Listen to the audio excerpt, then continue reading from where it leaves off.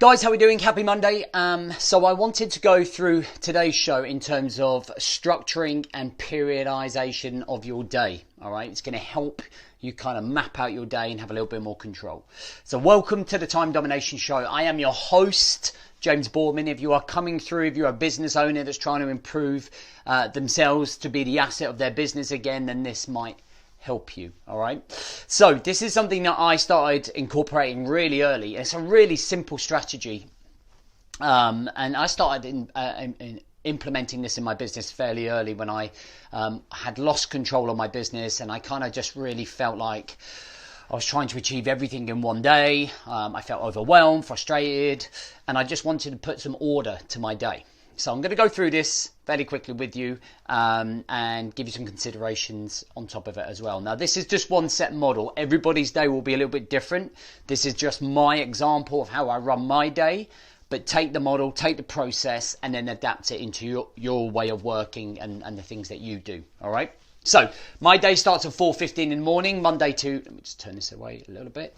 Monday to Friday. Weekends, I don't have any of this structure. I just flow. And then it kind of finishes at 4:30 and goes into personal space. Now, I've broken my sections down, and I'm just going to give you a little bit of explanation about each one. All right, so my time in the morning between 4:15 and 8 is my morning routine. My morning routine is what I do to prepare myself mentally, emotionally, and physically for the day, right? So in order for this to be successful, I need to be the asset of the business. So in order to be the asset of the business, okay, I need to have a morning routine that engages me mentally, physically, and emotionally, ready to take on the day. Now, you don't have to get up at 4:15, all right? You might just get up an hour earlier than you normally do, all right? That's personal preference for you.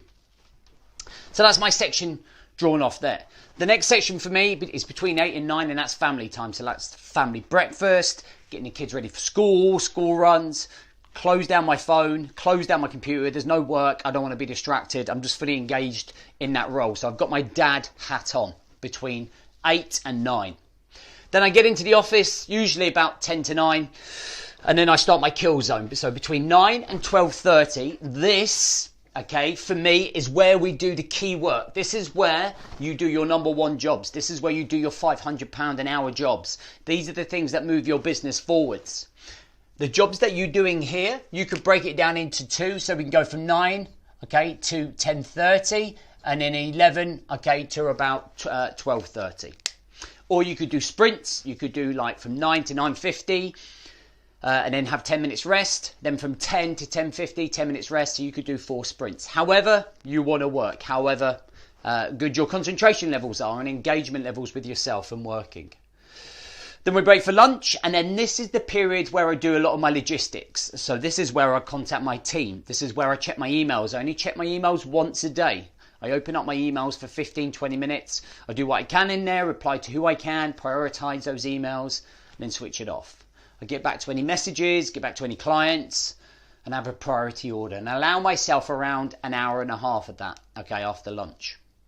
Then I do a wrap up. So the wrap up is really closing down. So for me, between 2:30 and 3:30, it's about planning the next day. It's about reviewing what I've done today. It's about journaling. It's about putting things in place. It's maybe about preparing for the next day, whatever it might be.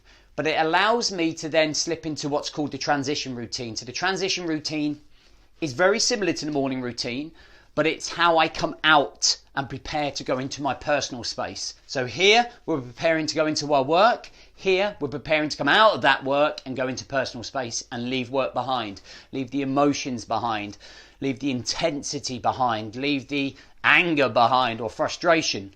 So in that transition routine, I allow myself an hour to detox.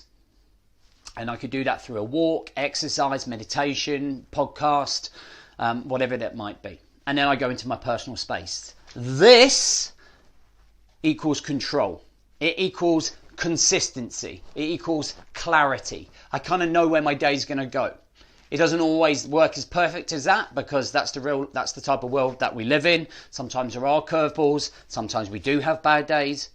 But overall, what I do have is some form of structure throughout the day. And if you're going to grow in your business, if you're going to be the asset of your business, there has to be elements of control. Because the bigger your business gets, The more people you bring into your business, the busier you start becoming, the more you need to make sure you keep the reins on. Otherwise, you're going to start feeling overwhelmed, mentally, emotionally fried, burnt out, and you're not going to be able to progress or grow the business as you want to. We've got to start with the basics. This is the basics. Hope you enjoyed.